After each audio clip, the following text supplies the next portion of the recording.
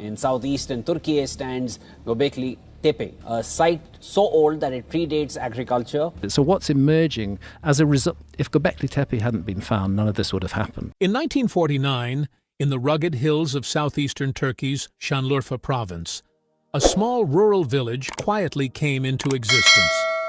It was called Sayburç. To the families who settled there, it seemed like an ideal place to build a community. The village stood on a gentle limestone rise, about 56 kilometers east of the Euphrates River, and roughly 32 kilometers north of what is today the Syrian border. Nothing about the landscape suggested that it held one of the greatest archaeological secrets of the prehistoric world.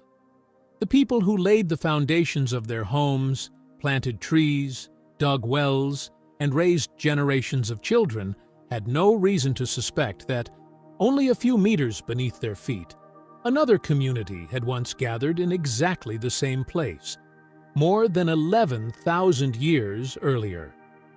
For over 7 decades, the modern village unknowingly protected the remains of a forgotten civilization. While rain, erosion, and human activity destroyed countless prehistoric sites across the Near East, Sayburç remained hidden beneath the houses that unknowingly became its guardians. What appeared to be an ordinary village was, in reality, an archaeological mound preserving an extraordinary chapter of human history. Everything changed in 2021. Turkish archaeologist Professor Ilham Özdoğan of Istanbul University, already well known for her research into the pre-pottery Neolithic, received the opportunity to begin the first systematic excavations at Sayburç.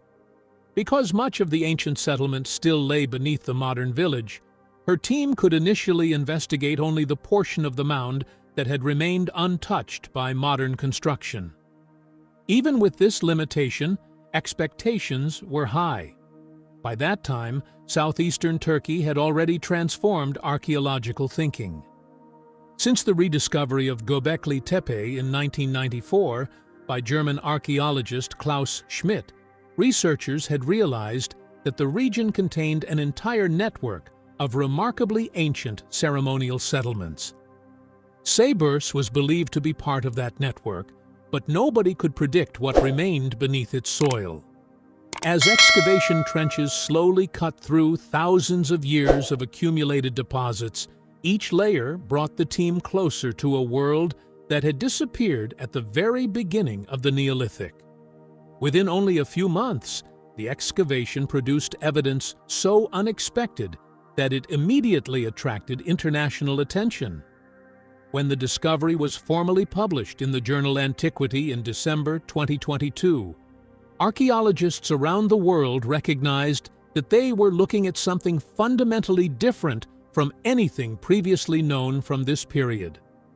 The discovery came from inside a remarkable circular communal building unlike ordinary domestic houses. Measuring approximately 11 meters in diameter, the structure had been partially carved directly into the limestone bedrock before stone walls completed its circular form. Running along one side of the interior was an impressive stone bench, carved from the same bedrock rather than constructed separately. The bench measured roughly 3.7 meters long and about 0.7 meters high, making it prominent enough to be seen by everyone gathered inside the building. Archaeologists immediately realized that this was not simply seating. Its smooth surface had been intentionally prepared as a monumental canvas. Then, as centuries of soil were carefully removed centimeter by centimeter, an extraordinary composition slowly emerged. Across the bench stretched a continuous carved panel, depicting 5 figures arranged together in deliberate sequence. 2 human males, 2 leopards, and 1 powerful bull. The carvings had remained hidden for approximately 11,000 years, preserved beneath the village that unknowingly protected them. At first glance, they appeared to resemble the famous animal carvings already known from Göbekli Tepe, but the more researchers examined them, the more they realized that this discovery represented something entirely new. Professor Özdoğan's interpretation became the centerpiece of the scientific debate. Individually, none of the carved figures was unprecedented. Archaeologists had already documented carved animals throughout the pre-pottery Neolithic. Likewise, figurative art itself was much older. The spectacular cave paintings of Sulawesi in Indonesia, dated to around 45,000 years ago, remain the oldest known figurative artwork created by modern humans. Göbekli Tepe, only about 30 kilometers from Sayburç, also contains numerous carved animals that are slightly older than the Sayburç reliefs. Yet Sayburç possessed a feature that none of these earlier discoveries clearly demonstrated. Instead of isolated images, the carvings formed a continuous visual sequence. The figures occupied the same composition, interacted with one another, and appeared to represent connected events rather than separate symbolic motifs. This distinction may sound subtle, but in archaeology, it is profound. According to Özdoğan, the Sayburç bench preserves the earliest known narrative scene in human history, not merely the depiction of animals or people, but the deliberate visual telling of a story. To understand why this interpretation matters so much, it is necessary to look beyond Sayburç itself and consider the wider archaeological revolution taking place across southeastern Turkey. Before Göbekli Tepe was excavated, archaeologists generally believed that monumental architecture, organized religion, and sophisticated symbolic culture appeared only after agriculture had become established. The accepted model argued that permanent food production created economic stability, allowing communities to organize large construction projects and complex ritual practices. Göbekli Tepe overturned that assumption. Dating between roughly 12,000 and 10,000 years ago, its enormous T-shaped pillars, weighing many tons and carved with elaborate reliefs of animals, proved that hunter-gatherers had already mastered large-scale cooperation long before farming dominated the region. Over the following decades, ongoing research under the Taş Tepeler, Stone Hills project, directed by Professor Necmi Karul of Istanbul University, demonstrated that Göbekli Tepe was not an isolated phenomenon. Instead, archaeologists identified an entire cultural landscape that included Karahan Tepe, Sayburç, Harbetsuvan Tepe, Kurttepesi, Sefer Tepe, and numerous other sites sharing similar architectural styles, artistic traditions, and symbolic imagery. Together, they revealed an interconnected Neolithic world far more sophisticated than anyone had imagined. Within this broader network, Sayburç occupies a unique position because it introduces an entirely new dimension to prehistoric art. The right side of the carved bench depicts what archaeologists now call the leopard scene. At its center stands a human male, carved in striking high relief, projecting boldly from the stone with remarkable three-dimensional depth. In his right hand, he grasps his phallus, while on either side, snarling leopards confront him with exposed claws and bared teeth.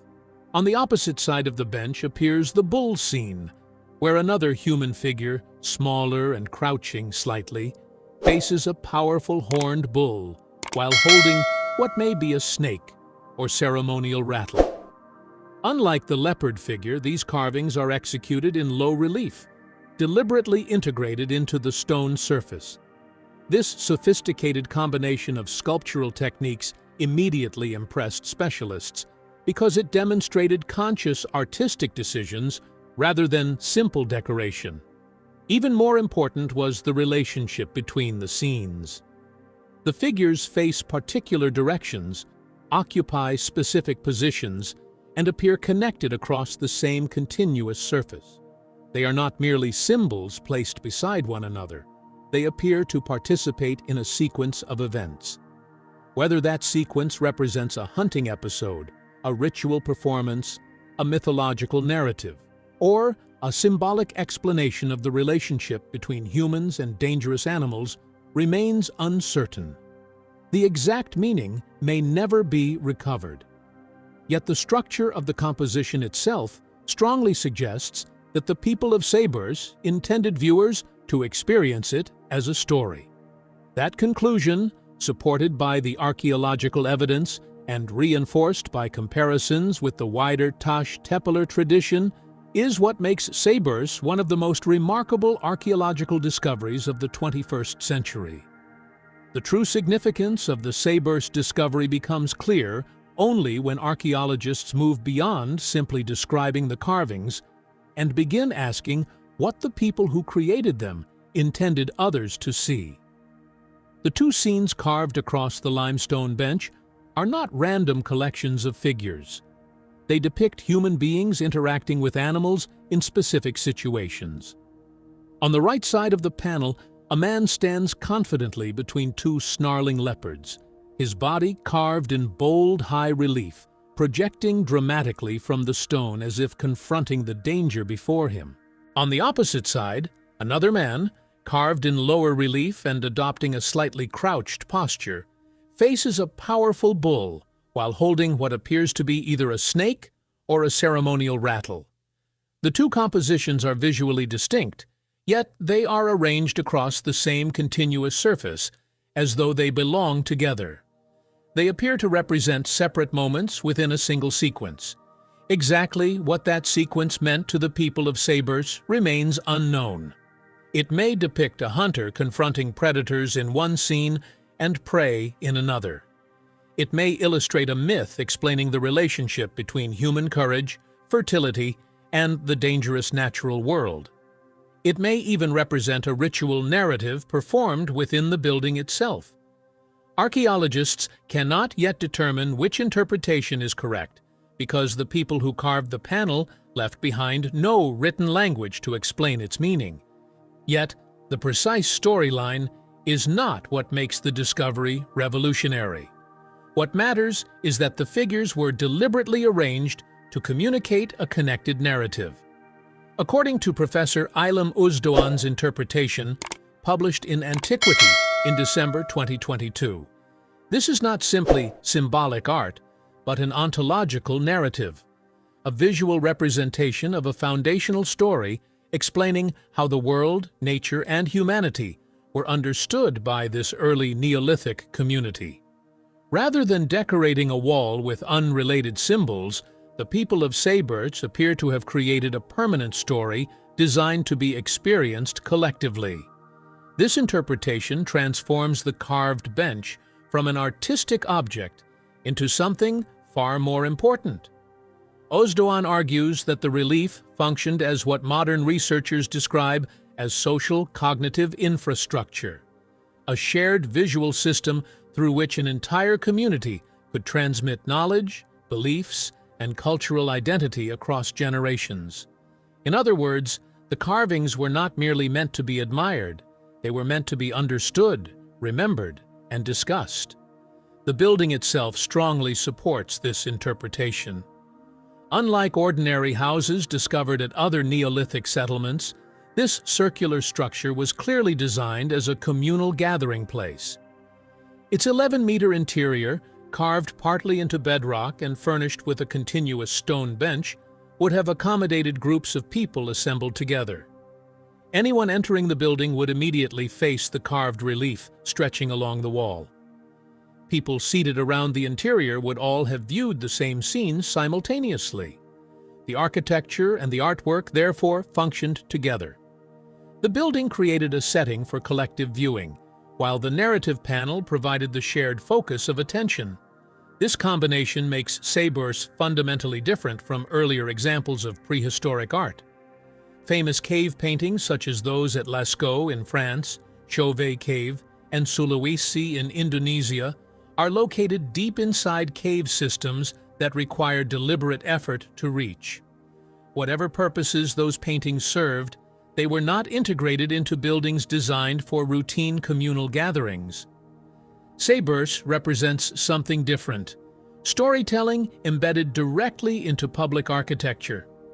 On the basis of currently available archaeological evidence, it may be the earliest known example anywhere in the world of a community constructing a dedicated communal space specifically designed around a visual narrative. The importance of this distinction has also been recognized by archaeologists outside Özdoğan's research team. Jens Notroff, a leading Neolithic specialist at the German Archaeological Institute and a senior researcher on the Göbekli Tepe excavations, examined the published findings and reached conclusions broadly consistent with Özdoğan's interpretation. Notroff observed that the composition presents a deliberate contrast between expressions of human vitality and overwhelming natural danger. The confidently posed human figure, emphasizing masculine virility, stands directly beside aggressive predators displaying exposed claws and bared teeth.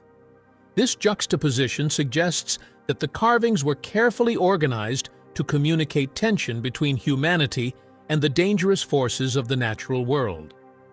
Although archaeologists remain cautious about assigning a precise mythological meaning, the arrangement itself demonstrates intentional storytelling.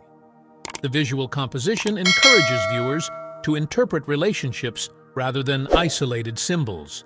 Such independent support from specialists familiar with the wider pre-pottery Neolithic strengthens the argument that Sayburç preserves something genuinely different from the iconography of Göbekli Tepe. At Göbekli Tepe, individual animals dominate monumental pillars as powerful symbolic figures. At Sayburç, those figures interact. They occupy a shared visual sequence. That subtle difference is precisely why the site has become so significant within current archaeological research. The carvings also reveal that Sayburç did not emerge in cultural isolation. Instead, they connect directly with the broader artistic traditions of the Taş Tepeler network. Özdoğan noted that the carving style recalls one of the most remarkable sculptures recovered from nearby Karahan Tepe, a human figure carrying a leopard across his shoulders. Similar anatomical proportions, sculptural techniques, and thematic combinations suggest that artisans working at both settlements shared common artistic traditions and perhaps even direct contact. This observation fits neatly into the broader conclusions emerging from the Taş Tepeler project, directed by Professor Necmi Karul. Rather than isolated villages independently developing similar ideas, the growing archaeological evidence points toward a network of interconnected communities exchanging artistic techniques, ritual concepts, and symbolic vocabulary across southeastern Turkey during the pre-pottery Neolithic. Earlier discoveries at Nevalı Çori, excavated between 1983 and 1991 before disappearing beneath the waters of the Ataturk Dam Reservoir, had already hinted at this cultural tradition. There, archaeologists uncovered sculptures combining human and animal figures in ways previously considered exceptional. Sayburç now expands that tradition significantly. Instead of isolated sculptures, it presents a carefully organized visual composition in which humans and animals interact across a continuous surface. The themes remain familiar: human vulnerability, dangerous predators, masculine symbolism, and powerful wild animals. But the artistic format has evolved into something more sophisticated, a structured narrative designed to be viewed as a complete sequence. Perhaps the most profound implication of the discovery concerns the history of storytelling itself. Before the publication of the Sayburç panel, archaeologists generally regarded the earliest clear examples of visual narrative as belonging to much later civilizations. The painted scenes decorating the tombs of dynastic Egypt, dating to roughly 5,000 years ago, and the carved narrative imagery found on Mesopotamian cylinder seals were among the earliest accepted examples of visual storytelling. These traditions formed the conventional starting point for narrative art in the archaeological record. Sayburç changes that chronology dramatically. The limestone panel pushes the emergence of organized visual storytelling back by approximately 6,000 years. The carvings predate pottery, writing, cities, kingdoms, and even fully established agriculture. They belong to communities still living through the transition from mobile hunting and gathering toward permanent settlement. Yet despite this early date, they already display one of humanity's most sophisticated cognitive abilities, arranging characters and events into a meaningful sequence capable of communicating shared ideas. Narrative storytelling lies at the heart of every human culture. It is the mechanism through which societies explain the world, preserve knowledge, reinforce beliefs, teach younger generations, and create collective identities. The Sayburç panel suggests that this capacity was already fully developed 11,000 years ago. The people who gathered inside that circular building possessed not only the ability to carve impressive reliefs, but also the desire to transform those carvings into stories experienced collectively by an audience. In that sense, the discovery is about far more than prehistoric art. It offers a rare glimpse into the emergence of one of the defining characteristics of human civilization itself. The story of Sayburç, however, is still unfinished. When Özdoğan's paper appeared in Antiquity in December 2022, only part of the communal building had been excavated. The published relief occupies just one section of the interior bench, while large portions of the structure and much of the surrounding Neolithic settlement remain unexplored beneath the modern village. Özdoğan herself emphasized that additional scenes belonging to the same narrative, or entirely new narrative panels, may still lie hidden beneath the remaining deposits. Since 2022, excavation seasons have continued under the wider Taş Tepeler project, with the support of the Turkish Ministry of Culture, and plans have gradually been approved to remove selected modern structures so archaeologists can investigate larger portions of the mound. Every new season has the potential to reveal another chapter of the story first uncovered in 2021. What has already been discovered is enough to reshape archaeological thinking, but researchers themselves stress that the site has not yet revealed everything it contains. For now, archaeology can confidently establish only certain facts. Around 11,000 years ago, a pre-pottery Neolithic community gathered inside a purpose-built communal building. They carved a carefully organized sequence of human and animal figures across a limestone bench. They intended those figures to be viewed together as part of a shared cultural experience. What specific story they told has been lost forever because no written records survive. Yet the existence of storytelling itself, the deliberate use of visual narrative within communal architecture, is preserved permanently in stone. That alone makes Sayburç one of the most important archaeological discoveries of the 21st century and one of the strongest pieces of evidence that the human instinct to tell stories visually was already flourishing at the very dawn of the Neolithic world. One of the greatest frustrations, and at the same time, one of the greatest fascinations of prehistoric archaeology is that discoveries often preserve the physical evidence of human thought while permanently concealing the thoughts themselves. That is precisely the situation at Sayburç. Unlike the civilizations of Egypt, Mesopotamia, or later Anatolia, the pre-pottery Neolithic communities that lived here around 11,000 years ago left behind no writing system. There are no inscriptions explaining the figures carved into the limestone bench. There are no myths recorded on clay tablets, no ritual texts, no prayers, and no historical accounts describing what took place inside this communal building. Whatever stories these people told around the carved panel were transmitted orally from one generation to the next.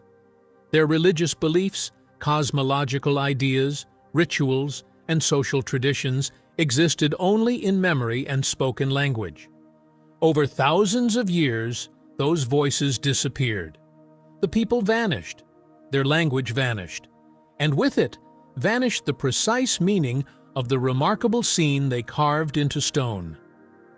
Archaeology cannot recover what was never written down. That limitation is not a weakness of archaeological science. It is simply the reality of studying societies that existed long before the invention of writing. The 5 carved figures remain exactly where they were placed 11 millennia ago, but the specific story they once illustrated has become one of history's irretrievable mysteries. Yet, while the narrative itself has been lost, the evidence that a narrative existed has survived with extraordinary clarity. Archaeologists can carefully examine every chisel mark left by the prehistoric sculptors. They can reconstruct how the limestone was carved, identify the artistic techniques employed, compare the figures with sculptures from neighboring Taş Tepeler sites, and analyze the architecture surrounding the panel. They can determine that the relief was intentionally positioned inside a communal building designed for groups rather than private households. They can establish that the 2 scenes were carved as part of one continuous composition, and that viewers entering the building would have experienced them together. All of these observations are based on physical evidence rather than speculation. Although researchers cannot identify the exact myth or ritual represented by the carvings, they can confidently conclude that storytelling itself was taking place. The structural characteristics of narrative are preserved even if the cultural content is not. In archaeology, this distinction is critically important.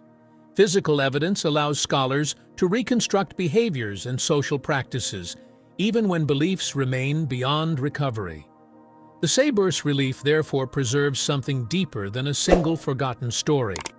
It preserves evidence that storytelling had already become a formal social practice within one of humanity's earliest settled communities. This distinction explains why mainstream archaeologists regard Sayburç as such an important discovery. Popular attention often focuses on the explicit anatomical features of the human figures, particularly the standing male grasping his phallus. However, specialists emphasize that such imagery is not unique within the broader pre-pottery Neolithic tradition. Similar symbolic representations of fertility, masculinity, and powerful wild animals occur elsewhere in southeastern Turkey. Nor is the site's age alone what makes it exceptional. Other settlements within the Taş Tepeler network, including Göbekli Tepe and Karahan Tepe, date to the same general period. What truly separates Sayburç from every previously excavated site is its narrative organization. Here, individual figures are no longer isolated symbols. They interact across a deliberately composed visual sequence. The builders created not simply an impressive sculpture, but a permanent story intended to be viewed collectively inside a purpose-built gathering place. This is the breakthrough identified by Professor Aylem Özdoğan and discussed by other leading researchers studying the early Neolithic. The discovery demonstrates that hunter-gatherer communities had already developed visual storytelling as a cultural institution long before the appearance of writing, cities, organized states, or even fully established agriculture. The architecture, the artwork, and the social setting all combine to reveal a remarkably sophisticated cultural practice existing at the very dawn of settled human life.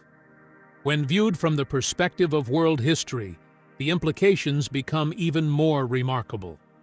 The impulse that inspired the people of Sayburç to carve connected scenes into a limestone bench is fundamentally the same human impulse that later inspired Egyptian artists to decorate royal tombs with painted narratives, Sumerian craftsmen to engrave stories onto cylinder seals, and later civilizations to fill temples, churches, palaces, and public buildings with images that communicated shared beliefs. Thousands of years after Sayburç, medieval European churches would teach biblical stories through frescoes and stained glass to congregations unable to read. In Japan, artists of the Edo period